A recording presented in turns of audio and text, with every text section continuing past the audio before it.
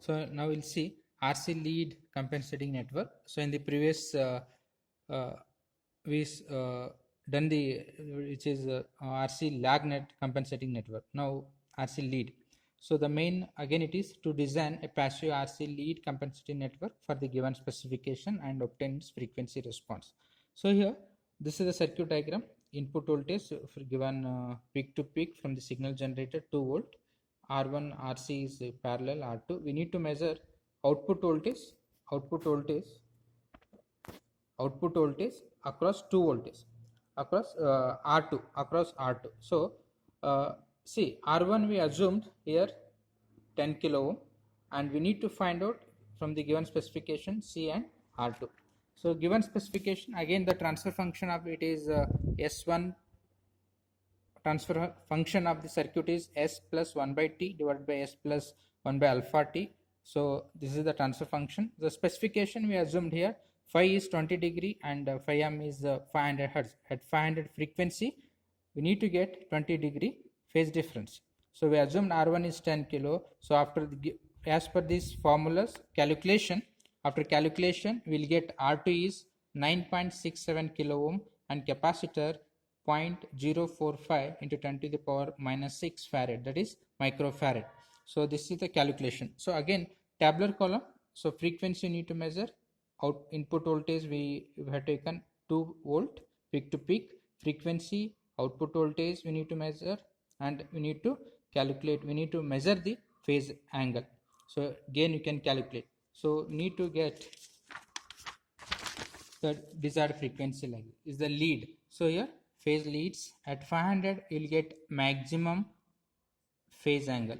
So at 500 hertz you will get maximum phase angle, it is 20 degree. So below 500 or and above 500 frequencies the angle will be less than 20 degree. So this is the desired frequency. So we'll see the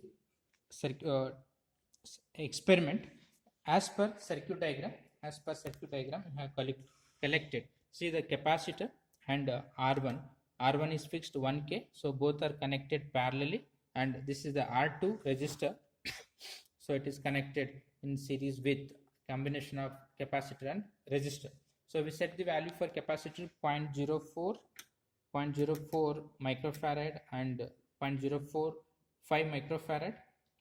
Resistance is 9.6 kilo ohm. R1 is 1k. So we are given, we have taken at 500 hertz, we assumed 500 hertz, we set the frequency signal generator at 500 hertz, and we have given the input voltage peak to peak 2 voltage.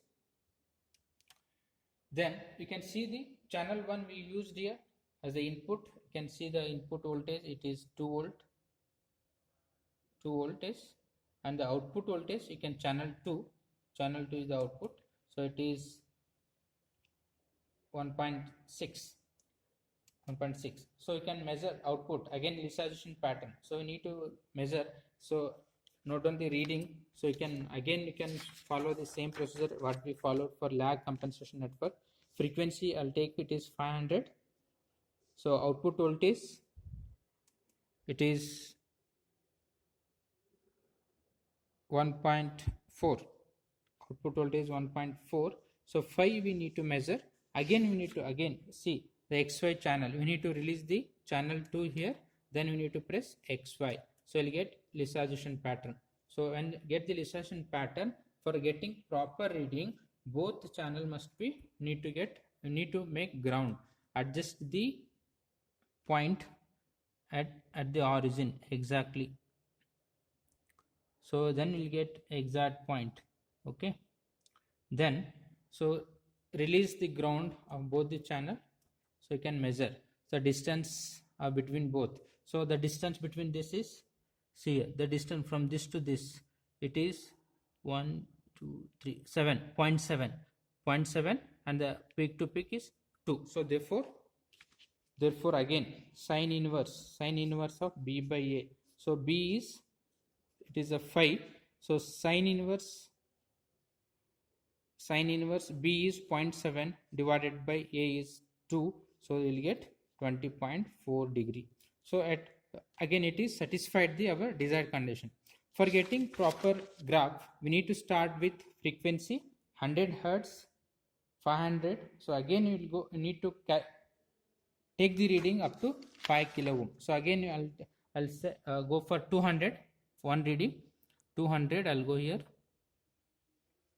So you need to take reading from 100 hertz to 5 kilohertz, 100 hertz to 5 kilohertz in a at a with proper, for getting proper reading. Otherwise you won't get a graph. So I'll one reading I'll show you how to take at 200.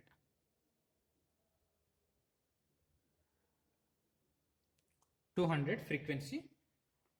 Again you need to release for this is the input voltage. Output voltage you have to measure here. Output voltage, it is 1.2. Release the channel 2 and press XY. Again you measure that is difference. Again you measure difference. So when you measure here, you'll get, see here, it is a 0.4 something, 0.4 or 0.5 you can take. So you'll get 0.4. What is the sine inverse? This distance is 0.4, this distance is 2, therefore sine inverse 0.4 divided by 2. So I'll get some angle. So sine inverse 0.4 by 2. So we'll get 11.5 degree. So you need to calculate same reading up to 5 kilo ohm.